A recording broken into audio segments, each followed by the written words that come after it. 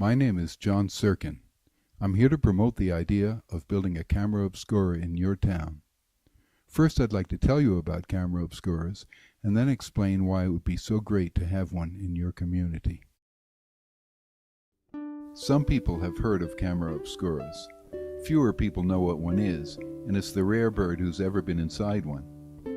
A camera obscura, Latin for dark chamber, is the precursor to our modern camera. In fact, it's how the camera got its name. In a modern version, the view outside is reflected by a mirror through a lens, which projects it onto a viewing table. Looking down at the table, one sees a living two-dimensional image of the outside scene in full color. The mirror can be rotated so that, as it turns, one sees the view in all directions. The vibrant image promotes a feeling of serene detachment, reveals details otherwise overlooked, and enhances one's appreciation of the scenic beauty. Many viewers find the experience deeply moving, and almost all are fascinated by this magical new way of seeing. The earliest camera obscuras appeared in the 1500s and were used for astronomical observations of the sun. By the 1700s, camera obscuras were well known, both as an amusement and as an aid to artists. Vermeer is known to have used one, and later so did others, including Canaletto for his cityscapes of Venice. Sir Joshua Reynolds used a tabletop version. In the 19th century, there were hundreds of camera obscuras. They were especially popular in the British Isles, where there were at least 75 public ones that we know about, in addition to many private ones on country estates. The U.S. had camera obscuras in New York's Central Park, Brooklyn's Prospect Park, Philadelphia's Fairmount Park, and 2 at Niagara Falls. With the invention of photography in 1839, camera obscuras practically disappeared. Recently, however, there has been a revival of interest. Even so, today only about a dozen are open to the public, and there are just a handful in the U.S. Here are a few of the best known.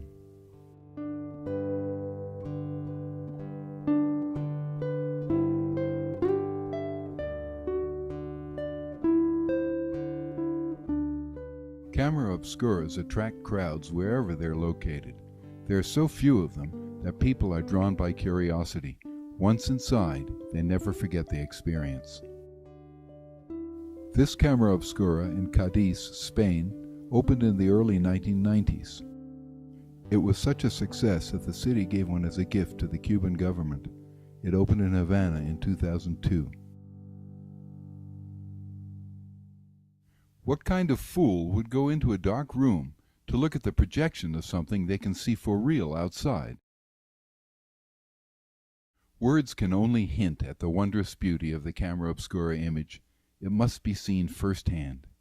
When people first step into the darkened room, one hears gasps, laughter, exclamations of delight. The effect is like a photograph, but different since everything is in motion: cars and people, birds, swaying branches, and rustling leaves. It's like TV or film, but sharper and more immediate, without grain or pixels, and of course everything is live. Our three-dimensional world, displayed with exquisite sharpness and detail on a two-dimensional surface, becomes otherworldly. Visitors often describe the effect as painterly. But again, these are just words. You have to see it for yourself to feel the magic of the experience. There's simply nothing else like it. I love looking at the village from here. It looks so different. That's because you see it all clearly and at once, as in a poet's eye.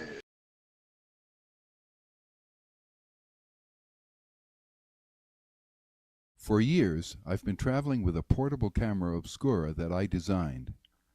I visit schools with it and set it up in beautiful places for the public. Each year, I've been invited to demonstrate it at St. John's College. When I was living in Greenport, New York, I built a camera obscura at my home. I invited the mayor and town board to come and see it for themselves. They were planning a new waterfront park as part of a revitalization project, and one look is all it took to convince them to include a camera obscura. I designed and procured the optical system, advised the architect on the structure, and helped develop the operational plan and educational program. It opened in 2004 and is one of only 2 freestanding camera obscuras in the country, an exciting building in a spectacular setting.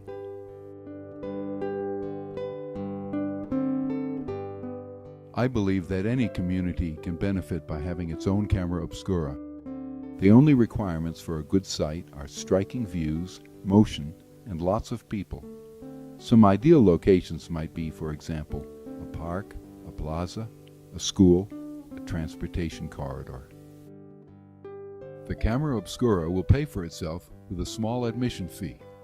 Operating costs are very low. One needs to pay for an attendant, but otherwise little maintenance is required, and there are few other expenses.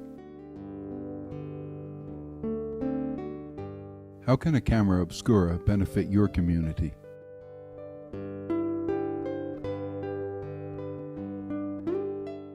A camera obscura is an unsurpassed educational tool.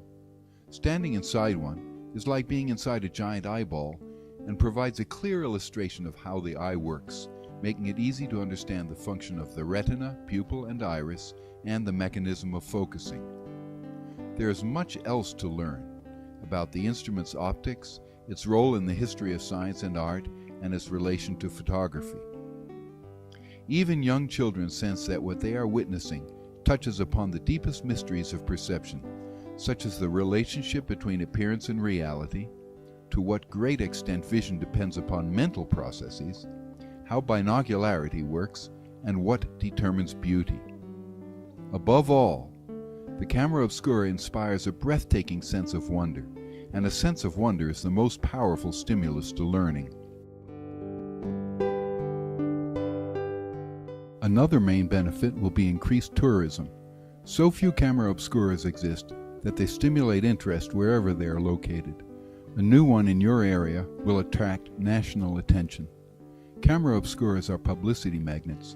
The public loves them, and journalists love to write about them. And just as there are Route 66 buffs, there is a worldwide community of camera obscura enthusiasts who eagerly travel to see them.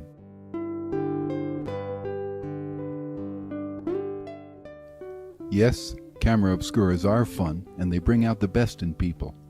A camera obscura in your community will lift people's spirits and be a source of pride to the entire region.